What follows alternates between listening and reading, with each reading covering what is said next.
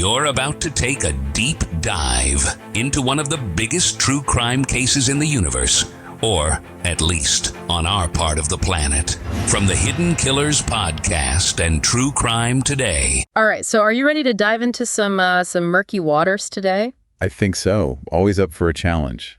What are we looking at? Well, today's deep dive is focused on the allegations against Sean Diddy Combs. Diddy, huh? Okay, yeah, that's a big one. Yeah, and, he's a hip-hop mogul, entrepreneur, built an empire, but beyond the headlines, there's a whole lot to unpack here. Yeah, you're right. I mean, whenever you're dealing with accusations like this, especially against someone as high profile as Diddy, it's important to really dig into the details. And you reached out because you wanted to get a clearer picture of exactly what's going on. You sent over a mountain of articles, court documents, news reports, the works. Yeah, there's a lot of noise out there, and it can be hard to separate fact from fiction, especially with a story this big.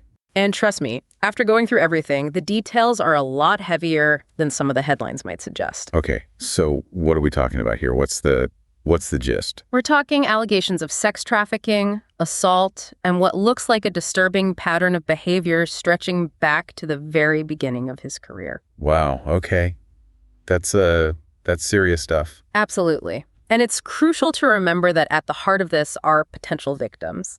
So before we get too far, I just want to acknowledge the seriousness of these allegations. Yeah, of course, absolutely. I mean, that goes without saying, right? These are serious accusations, and we need to treat them as such. Exactly. So our goal today is to give you, the listener, a clear and unbiased breakdown of this case using all the info you provided. Sounds good. I'm ready to dive in. Perfect. So I think it might be helpful to start with a little background for anyone who might not be completely up to speed on Diddy's career. We're talking about the guy who helped define an entire era of hip-hop. From his early days at Uptown Records to founding Bad Boy and building this massive business empire, his influence on the music industry is undeniable. Oh, yeah, no, totally. Diddy's impact is huge.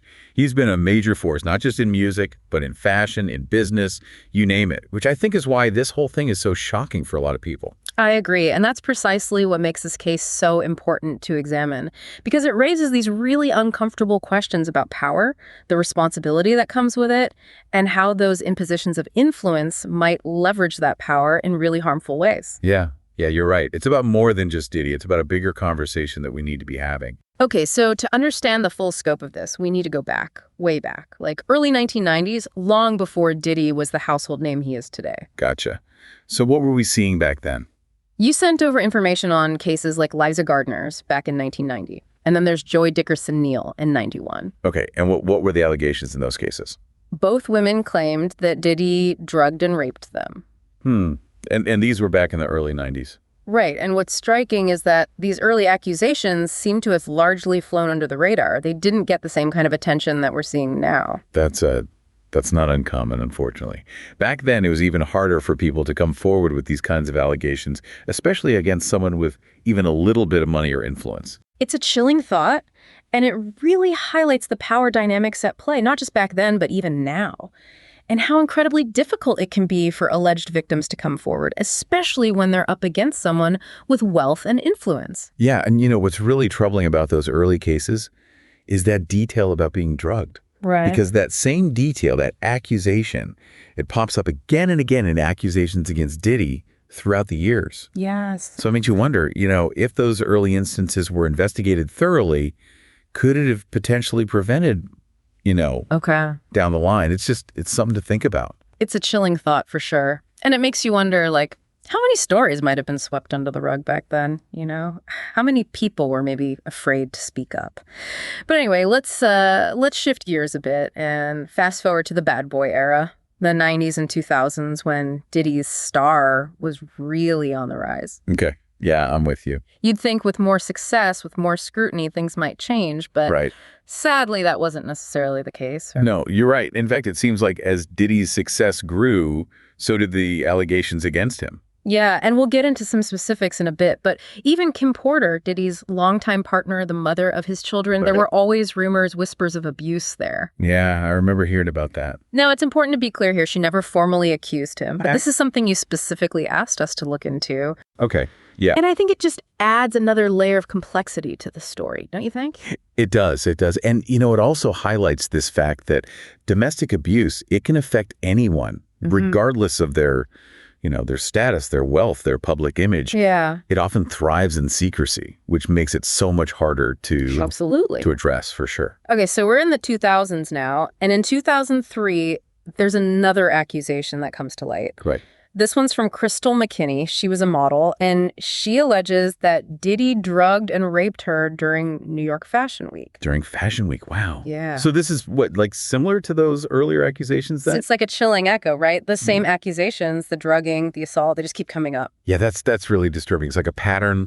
Exactly. And what's even more unsettling is that these accusations, they continue through the 2000s. Okay. And we need to talk about Diddy's long-term relationship with Cassie. Cassie the singer. Yeah, she's a singer, an actress, and their relationship lasted for over a decade. Right. I remember that. And there were always these whispers, rumors of abuse, of him being controlling.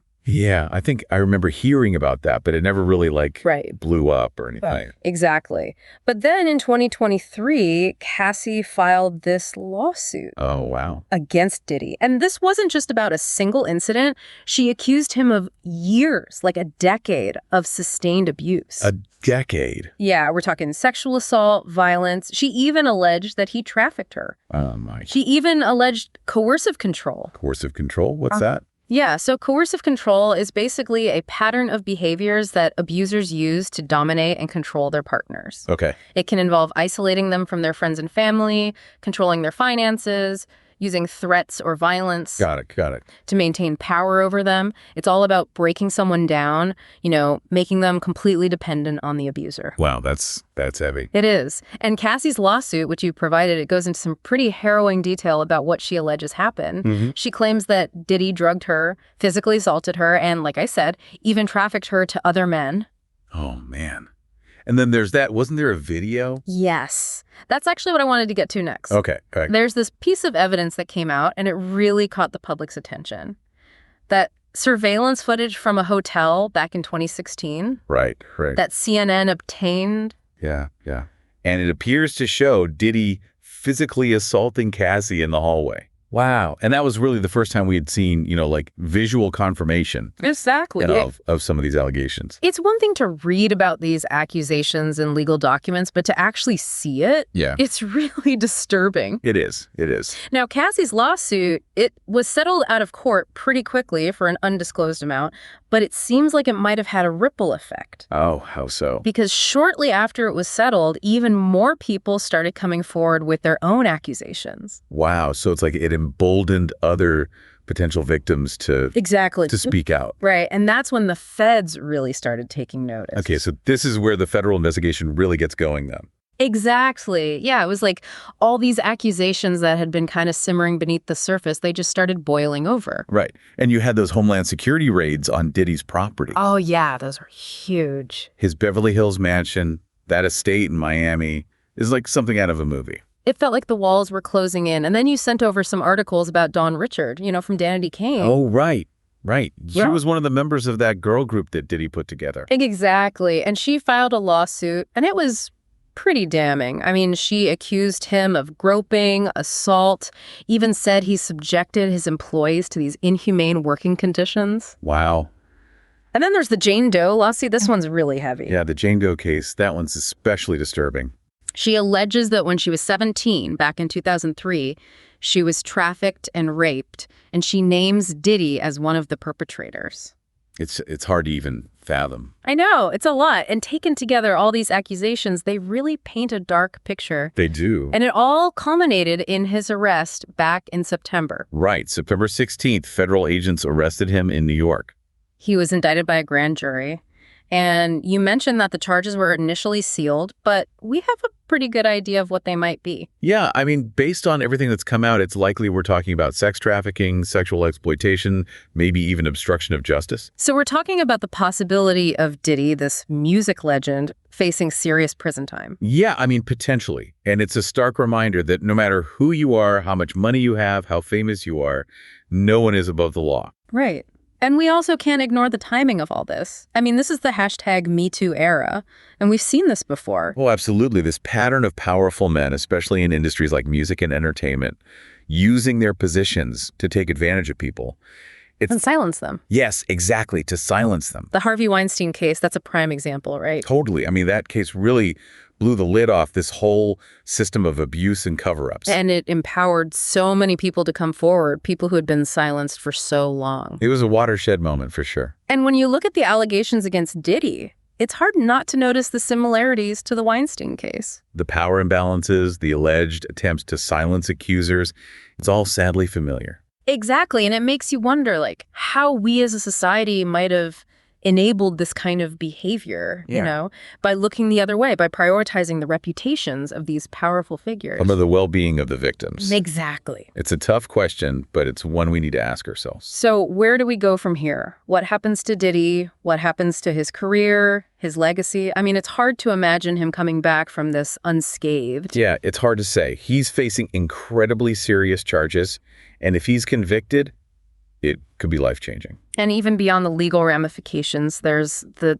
court of public opinion, right? Right. And in the age of social media, that can be just as powerful, if not more so. This whole thing, it feels like a turning point, a reckoning, not just for the music industry, but maybe for society as a whole. I think you're right. We're in a different world now, and there's a growing demand for accountability, a refusal to accept this kind of behavior any longer, regardless of who's involved. Well, you've definitely given us a lot to think about today. To you, the listener, we hope this deep dive has helped shed some light on this incredibly complex case. We've just scratched the surface, but hopefully it gives you a starting point to do your own research. Exactly, and to continue the conversation. As always, we encourage you to keep asking those tough questions. And to keep diving deep. Until next time. All right, true crime addicts, let's cut the crap. You're knee-deep in the gory details of your favorite podcast when suddenly a commercial hits like a bad meal. Seriously? You deserve better. Upgrade to True Crime Today Premium Plus on Apple Podcasts, where you can binge without those annoying ads. Plus, get extended interviews that go deeper into the darkness and early access to episodes so you can be the first to know. It's like trading up from fast food to fine dining, but with more blood. So, go ahead, search for True Crime Today Premium Plus on Apple Podcasts, subscribe, and feast on the good stuff.